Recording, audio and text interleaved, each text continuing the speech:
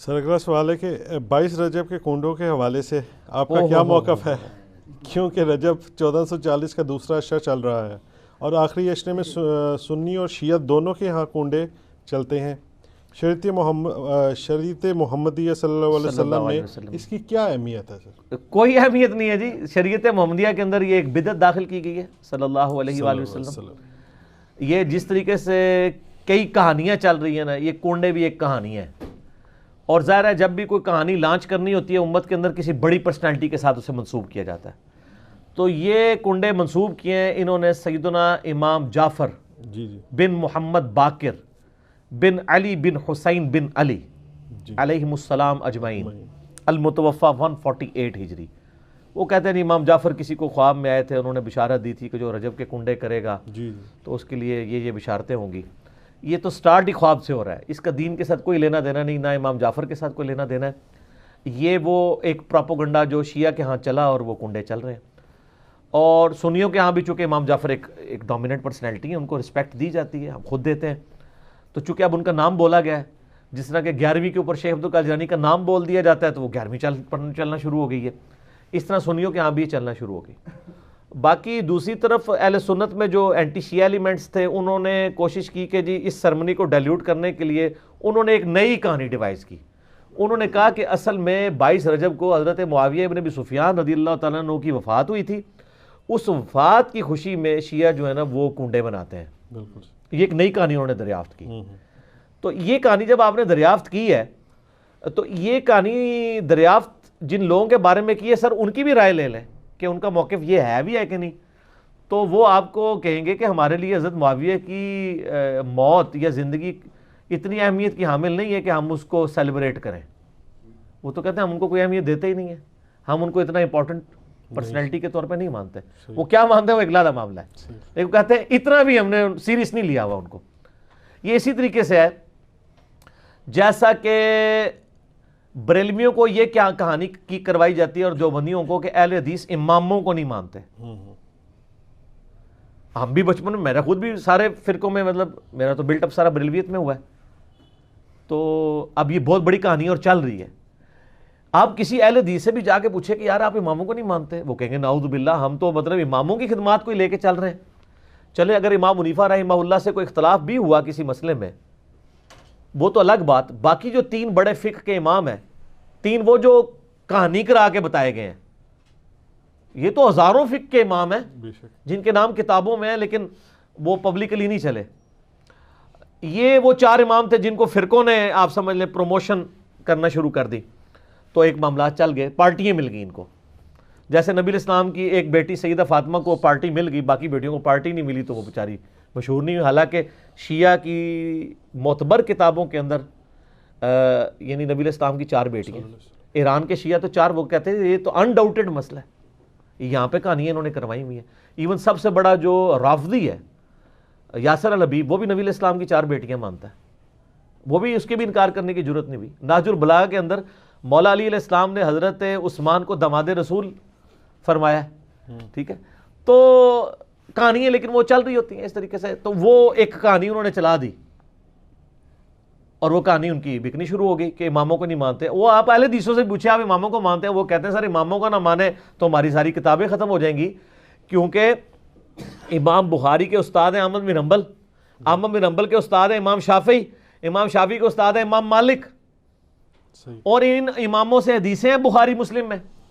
اگر ہم ان اماموں کو ہی نہ مانیں تو ان حدیثوں کو پھر ہم کہاں سے مانیں گے جن کی چین سے وہ آ رہی ہیں؟ وہ پھر آپ کو بتائیں گے کہ ہم اماموں کو بھی مانتے ہیں اور اماموں کی بھی مانتے ہیں۔ اماموں کو مانتے ہیں کہ ان کی رسپیکٹ کرتے ہیں، اماموں کی مانتے ہیں کہ اماموں نے ہمیں بتایا ہے کہ ہماری کوئی بات بھی کتاب و سنت کے خلاف ہو تو اس کو چھوڑ دو۔ ہم اماموں کی روایت کردہ احادیث کو مانتے ہیں، باقی ان کے جو فتاوی جات ہیں جو دوسری صحیح الاسناد احادیث یا صحابہ کی اقوال کی روشنی میں غلط ثابت ہوتے ہیں، ہماری روشنی میں نہیں ان کی روشنی میں، ہم ان چیزوں کو چھوڑ دیتے ہیں۔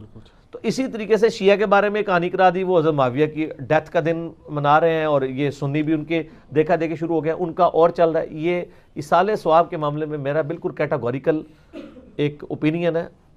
لاکھوں لوگوں نے یوٹیوب پہ میری ویڈیو دیکھی ہے، مسئلہ نمبر 74۔ آپ اصالہ ثواب لکھیں یوٹیوب پہ، ٹاپ آف لسٹ میری وہ ویڈیو کھل جائے گی، اس میں میں نے ساری چیزیں بتائی ہیں 11ویں ہو، میلاد ہو، محرم کی نیاز ہو، یا آپ کی یہ رجب کے کنڈے ہوں، ان ساروں کے بارے میں کہ یہ سب کی سب ایکٹیویٹیز دین میں خود سے داخل کی گئی ہیں. ہم ان کو کفر و شرک والا معاملہ نہیں کہتے، لیکن بدعات تو ہیں. اب رہ گیا مسئلہ کہ اس طرح کی ایکٹیویٹیز میں جو کھانا ہے وہ حلال ہے یا حرام ہے. وہ بھی میں نے اس کے اندر بتایا ہوا ہے کہ کھانے کو حرام کہنے کے لیے یہ چیز ضروری ہے کہ آپ پہلے اس کی حرمت ثابت کریں. اس میں دو طریقے ہیں، یا تو وہ چیز جو پکائی جا رہی ہے وہ حرام ہو، کوئی خنزیر بنا دیتا ہے تو حرام ہے، یا چیز تو پاک تھی لیکن اس کے ذبح کے وقت ذبح کے زبر کے ساتھ غیر اللہ کا نام لیا گیا تو وہ پھر بھی حرام ہو جائے گی. تیسرا مسئلہ ہے تقرب والا. تقرب میں اب دو طرح کے آپشن ہیں. ایک تقرب یہ ہے کہ کوئی شخص یہ کہتا ہے کہ جی میں فلاں بزرگ کے اصالے ثواب کے لیے کر رہا ہوں، حضرت حسین علیہ السلام کو ثواب پہنچ جائے، ایک میری طرف سے ہدیہ. تو اس کے معاملے میں بھی ایسا کوئی سختی والا معاملہ نہیں ہے. لیکن اگر کوئی تقرب یہ کر رہا ہے کہ یہ اصالے ثواب ان کو پہنچے اور وہ میرے مشکل کشا ہے اور اس کے بدلے میں یہ میری مصیبت حل کر دیں گے، تو وہ تو نیاز کے بغیر ہی عقیدہ شرکی ہے. نیاز تو سائڈ پہ رہ گئی، عقیدہ ہی غلط ہے. بالکل ٹھیک ہے نا. تو ہمارا تو موقف یہ ہے کہ ہمارے پاس کوئی اس طرح کی کھانے پینے کی چیز لے آتا ہے، ہم اس سے پہلے پوچھتے ہیں کس کے نام کی ہے. اگر وہ کہتا ہے اللہ کے نام کی ہے تو بسم اللہ پڑھ کے کھا لیں. اگر وہ کہتا ہے یہ فلاں بزرگ کی ہے تو اسے پوچھے یہ بزرگ کے نام سے مراد آپ کیا لے رہے ہیں؟ کیا ان کی رضا کی خاطر ہے، ان کے نام کا ذبح ہے؟ تو سر یہ کوئی بھی نہیں آپ کو کہے گا. کوئی جاہل کہہ دے تو کہہ دے، وہ کہے گا نہیں نہیں اللہ کا نام دیا ثواب پہنچانا ہے انہوں نے. اچھا جی، پھر زیادہ وہم نکالنا ہے تو آپ پوچھ لیں کہ ثواب پہنچا کے کڈنا کہ وچوں جے تسی واقعی کھانا نہیں کھانا تے جے کھانا کھانا تے اتنے تک ہی سوال رکھو، زیادہ غلوف نہ کریں آپ کیونکہ غلوف کریں گے نا تو معاملات بگڑیں گے. اور یہ میں آپ کو اپنی طرف سے نہیں بتا رہا. صحیح بخاری میں سیدہ عائشہ نے نبی علیہ السلام سے پوچھا یا رسول اللہ علیہ وسلم یہ کچھ نیو مسلم ہے، ہمیں نہیں پتا انہوں نے ذبیحہ صحیح کیا ہوا یا نہیں کیا، تو یہ جب کوئی اس طرح کی گفٹ لے کے آتے ہیں ہم کیا کریں؟ آپ نے بسم اللہ پڑھ کے کھا لیا کرو. اللہ اکبر. اللہ آپ نے کہا کہ بلاؤ، آپ یہ بھی کہہ سکتے تھے حلف دلواؤ، یہ وہ وہم نکالا کہ مسلمان کا ذبیحہ ہے نا تو حسن ظن رکھو، زیادہ نٹی گریٹی میں نہ پڑھو. سبحان اللہ. ٹھیک ہے نا. اس کا غلط رزلٹ بھی نکال لیا یوسف القرضاوی صاحب نے. انہوں نے وہ اسلام میں حلال و حرام ایک کتاب لکھی، اس میں انہوں نے لکھا کہ یہ جو غیر مسلموں کے بھی جو ذبیحے چل رہے ہیں نا، اور جو KFC میکڈونلڈ چل رہے ہیں جو ڈیفینیٹلی ذبیحے ہے ہی نہیں ہے، وہ اللہ کے نام کے کیا، وہ تو مطلب بالکل ذبح والا معاملہ ہی اس کے اندر اس طریقے سے نہیں ہے، نہ وہ اللہ کا نام لیتے ہیں. وہ کہتے ہیں بسم اللہ پڑھ کے آپ کھا سکتے ہیں، اور اس حدیث سے پلی لی. تو میں نے ان کا بھی رد کیا کہ سر ایڈی بھی کھلی چھٹی نہ دو. مسلمان کا ذبیحہ ہے نا اس کے اوپر آپ کو وہم نہیں کرنا چاہیے اگر وہ مسلمان ہے. اب وہ اگلا مسئلہ شروع ہو جائے گا کہ وہ بریلوی ہے، دیوبندی ہے، اہل حدیث ہے، شیعہ ہے. یہ نئی کہانی کرنے کی ضرورت نہیں ہے. اہل کتاب کا ذبیحہ بھی حلال ہے. تو اگر آپ ایک دوسرے کو مسلمان ماننے کے لیے تیار نہیں، چلو اہل کتاب ہی مان لو. یہود و نصارہ کی عورتوں سے تو آپ کا نکاح جائز ہے سورۃ المائدہ کے پہلے رکوع کے تحت، اور اسی رکوع میں آتا ہے کہ اہل کتاب کا ذبیحہ بھی حلال ہے، کوشر فوڈ. جی ہاں، اگر وہ اللہ کے نام کے اوپر کیا ہو. تو اگر یہود و نصارہ کا اللہ کے نام کا ذبیحہ حلال ہے تو جو آپ کے اپنے اہل کتاب ہیں قرآن کے فائنل ٹیسٹمنٹ کے ماننے والے، وہ تو old testament new testament tempered form میں مان رہے ہیں، اور وہ اتنے ظالم ہیں کہ نبی علیہ السلام کو وہ دجال سمجھتے ہیں. نعوذ باللہ. ظاہر پیغمبر نہیں مان رہے، تو جب آپ کسی کو پیغمبر نہیں مان رہے، جس طرح ہم غلام احمد قادیانی کو پیغمبر نہیں مانتے، تو کیا سمجھتے ہیں؟ دجال کے اس نے دجل کیا ہے، جھوٹ بولا ہے. اس کے باوجود اللہ تعالیٰ کہہ رہا ہے کہ ان کا ذبیحہ بھی حلال ہے. اور جو آپ کے نبی کے عاشق ہیں، جو محمد اور آل محمد کے لیے جان دینے کے لیے تیار ہیں، سر ان کے اوپر آپ کم از کم یہودیوں نا سٹیٹس تو ان کو دے دیں. ٹھیک ہے، تو وہ آپ دینے کے لیے تیار نہیں ہے. اسی پہ میرا ایک کلپ بھی ہے، وہ کیا سنی شیعہ کا نکاح ہو سکتا ہے؟ اس کا بھی پھر اتنا مذاق اڑاتے ہیں. سر میں نے تو کہانی الٹ دی ہے نا. میں نے جو سوال کرنے والے سے یہ میرا کلپ لاکھ، میں نے کہا یہ سوال نہ کریں سنی شیعہ کا، آپ یہ پوچھیں سنی کا بھی نکاح ہو سکتا ہے کہ نہیں. کیونکہ اگر سنی حنفی ہے تو وہ یا سنی حنفی دیوبندی ہوگا یا سنی حنفی بریلوی ہوگا. تو ہے تو دونوں سنی نا. سنی اہل حدیث ہوا تو وہ تو بہت دور بیچارہ بیٹھا ہے، اس کی تو کوئی اوقات ہی نہیں نا ان کے نزدیک، وہ تو بہت تھوڑے ہیں. اور سر آپ کو کبھی میں احکام شریعت ان کی اور ملفوظات میں سے دیوبند اور اہل حدیث کے بارے میں ان کے جو فتوے پڑھ کے سناؤں نا، تو وہ آپ یقین کریں آپ کے کانوں سے دھواں نکلنا شروع ہو جائے. جو سخت لفظ انہوں نے استعمال کیے ہیں. وہ کہتے ہیں جی اگر کسی کا یعنی بچہ جو ہے وہ دیوبندی اہل حدیث ہو گیا تو اس کو باپ کی وراثت سے بھی کچھ نہیں ملے گا کیونکہ وہ مسلمان رہا ہی نہیں ہے.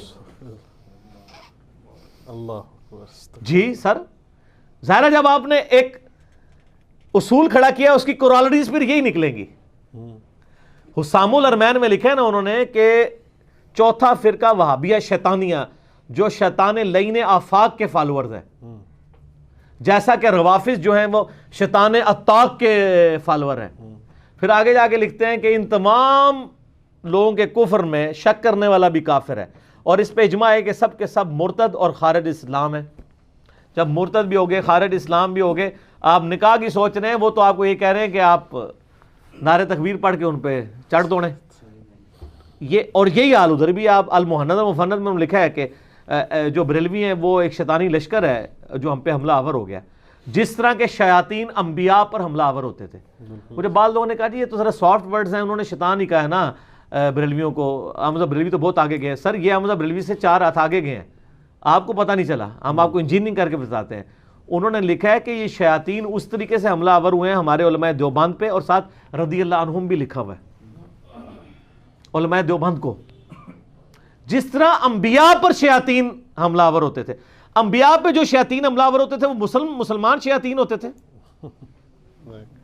یہ ایک طریقہ ہے ایسے کر کے کان پکڑنے کا، جیسا میں نے کہا نا کہ میں نے گرم تولیہ پھیر کے نا ان کے وہ سارے میک اپ اتار دیے ہیں. نہیں ہم نے کوئی تکفیر تو نہیں کی، ہم تو تکفیر کرتے ہی نہیں نا. پرانی باتیں، پرانے بزرگ، پرانے کہانیاں. اور نہیں آئی ہے کہانی کہ یہ نہیں آپ یہ لکھوا کے دیں کہ ہمارے علاوہ سارے فرقے ہمارے نزدیک گمراہ ہیں لیکن ایک نہ ایک دن جنت میں چلے جائیں گے عذاب بھگت کے کیونکہ مسلمان تو ہیں ہی ہیں. یہ آپ کو کوئی بھی لکھ کے دینے کے لیے تیار نہیں ہوگا دوسرے فرقے کے بارے میں. تو کیا کر رہے ہیں؟ تکفیر کر رہے ہیں. تو یہ تکفیر ہر جگہ پائی جاتی ہے، بعض جگہ چھپی ہوئی ہوتی ہے اور بعض جگہ ظاہر ہوتی ہے. وہ جو چھپی ہوئی تھی وہ بھی چھپی ہوئی نہیں ہوئی ہے، وہ اب سامنے آ گئی ہے چونکہ ہم نے اس کے لیے ایک آپ کو امپیریکل فارمولا دے دیا ہے جس میں آپ ڈالتے ہیں فوراً باہر آ جاتا ہے. ٹھیک ہے تو آپ چیک کر کے دیکھ لیں. بلکہ وہ آپ جب بات شروع ہی کریں گے نا تو سمجھ آ گئی ہے.